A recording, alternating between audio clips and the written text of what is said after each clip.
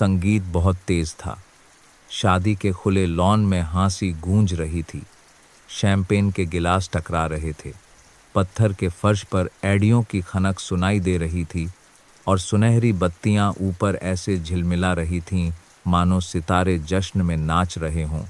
सब कुछ उत्तम त्रुटिहीन लग रहा था, सिवाय उस 12 साल की लड़की के जो उत्सव के एक दूर कोने के पास चुपचाप व्हील चेयर पर बैठी थी। उसकी मिंट ग्रीन रंग की पोशाक, जिसे बड़ी सावधानी से दुल्हन की सहेलियों से मेल खाने के लिए चुना गया था, उसकी गोद में थोड़ी सिकुड़ी हुई थी। उसके बारे छोटे छोटे कांपते हुए हाथ बड़े करीने से मुड़े हुए थे। दबाव से उसकी उंगलियों के जोड़ सफ़ेद पड़ गए थे।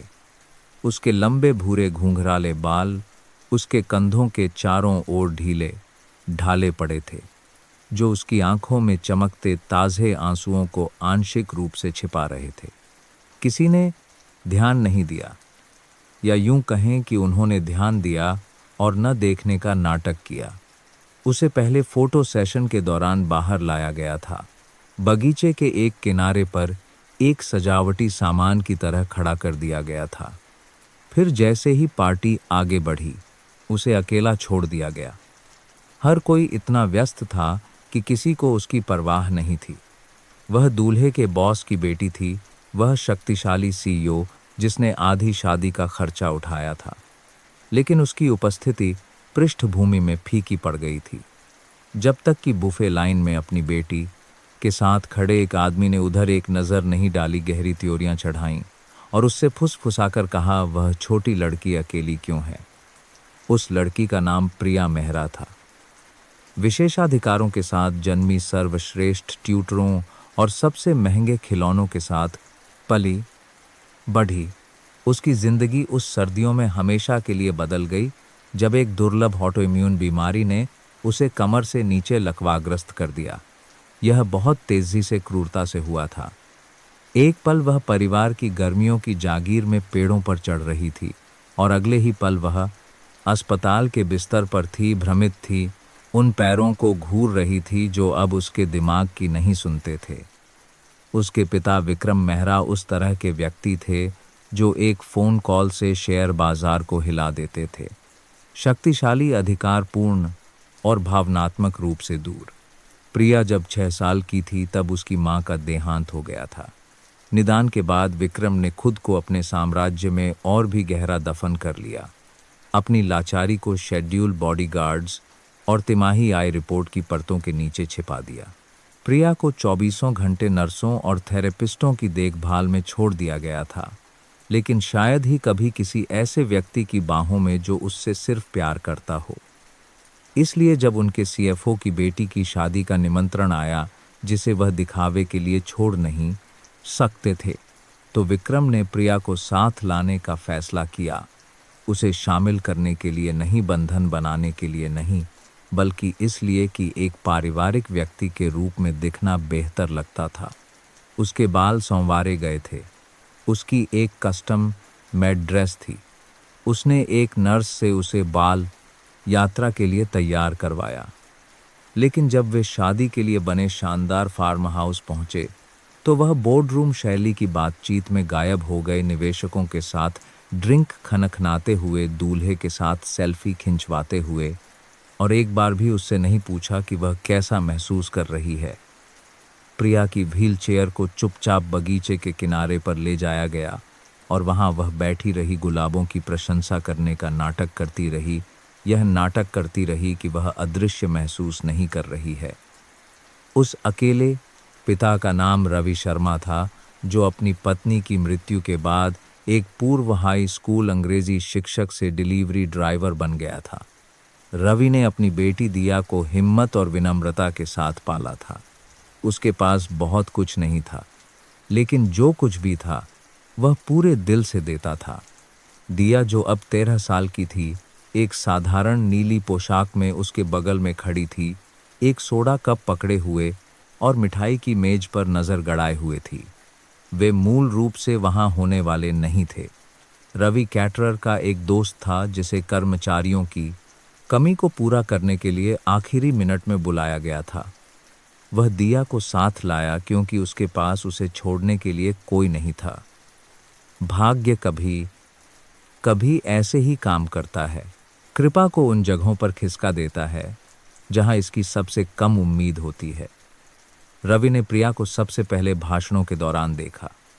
भीड़ हंसी जब सबसे अच्छे आदमी ने शर्मनाक कॉलेज की कहानियां सुनाई, लेकिन रवि की आंखें मिंट ग्रीन ड्रेस वाली उस युवा लड़की की ओर बार बार जाती रहीं। वह धीरे धीरे विनम्रता से ताली बजा रही थी, लेकिन उसकी मुस्कान में कुछ बनावटीपन लग रहा था। जब एक समूह तस्वीर शुरू हुई और हर कोई यह पूछे बिना अपनी स्थिति में व्यवस्थित हो गया कि क्या प्रिया शामिल होना चाहती है, तब रवि दिया की ओर मुड़ा। क्या तुमने वह देखा? उसने पूछा। वह बस वहीं बैठी है। दिया ने उसकी नज़र का पीछा किया और सिर हिलाया। उसकी भौहें तन गईं। एक पल बाद रवि उधर चला गया।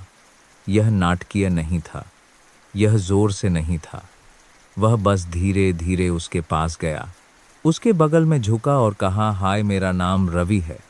तुम यहाँ अकेले ठीक हो? प्रिया ने उसे बड़ी हैरान आंखों से देखा। घंटों से किसी ने उससे बात नहीं की थी। वह हकलाई, मैं ठीक हूँ, लेकिन उसकी आवाज़ टूट गई और रवि को बस इतना ही सुनना था। दिया शर्माते हुए मुस्कुराते हुए उनके साथ आ गई। मुझे तुम्हारा फूलों का ताज बहुत पसंद आया, उसने कहा। प्रिया का हाथ उसे छूने के लिए उठा। धन्यवाद, उसने फुसफुसाया। यह दुल्हन की सहेलियों की तरफ से है। रवि ने सिर हिलाया। क्या हम थोड़ी देर तुम्हारे साथ रह सकते हैं? और बस ऐसे ही उसकी दुनिया बदल गई। जो हुआ वह कोई बड़ा चमत्कार नहीं था, कोई आतिशबाजी नहीं हुई, लेकिन उन छोटे धैर्यपूर्ण क्षणों में कुछ असाधारण खिल उठा। रवि ने उससे उसकी पसंदीदा किताबों के दाद है बारे में पूछा, जिसे शायद ही कभी उन फंतासी उपन्यासों के बारे में बात करने का मौका मिलता था जिन्हें वह पढ़ती थी। उत्साह से चमक उठी। दिया ने बुफे लाइन में फिसलने की एक मज़ेदार कहानी साझा की और प्रिया हंसी, एक असली बेबाक हंसी जिसने पास के कुछ मेहमानों का ध्यान खींचा। लेकिन रवि को कोई परवाह नहीं थी। उसने उसकी व्हीलचेयर को थोड़ा समायोजित किया ताकि वह डांस फ्लोर को बेहतर ढंग से देख सके। उसके लिए मिनी पेस्ट्री की एक प्लेट लाया और पूछा कि क्या उसने कभी किसी को सिर्फ अपनी बाहों से किसी बॉलीवुड गाने पर नाचना सिखाने की कोशिश की है। जब तक प्रिया के पिता ने आखिरकार ध्यान दिया। घंटों बाद उन्होंने पाया कि उनकी बेटी के पास एक छोटी सी भीड़ जमा हो गई थी। कुछ दुल्हन की सहेलियां भी शामिल हो गई थीं। फोटोग्राफर दिया के साथ हौंसती हुई प्रिया की तस्वीरें खींच रहा था।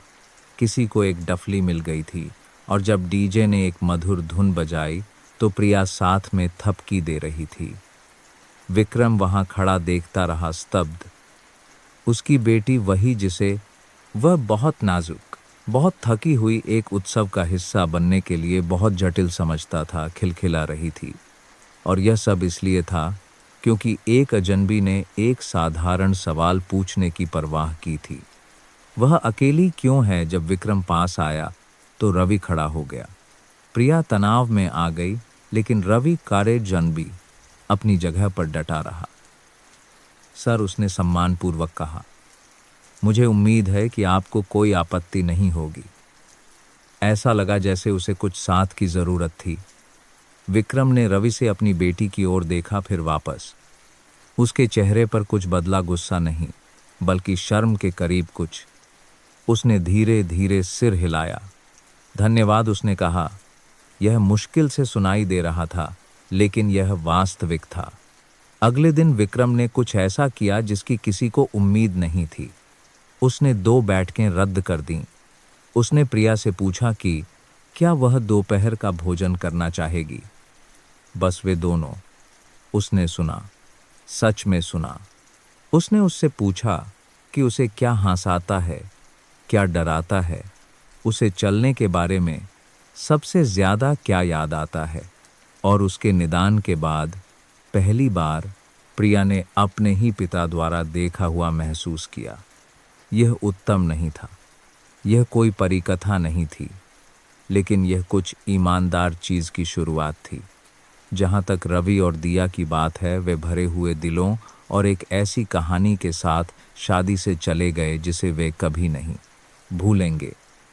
महीनों बाद रवि को विक्रम मेहरा का एक हस्तलिखित पत्र मिला। अंदर एक साधारण संदेश था। मुझे यह याद दिलाने के लिए धन्यवाद कि क्या मायने रखता है।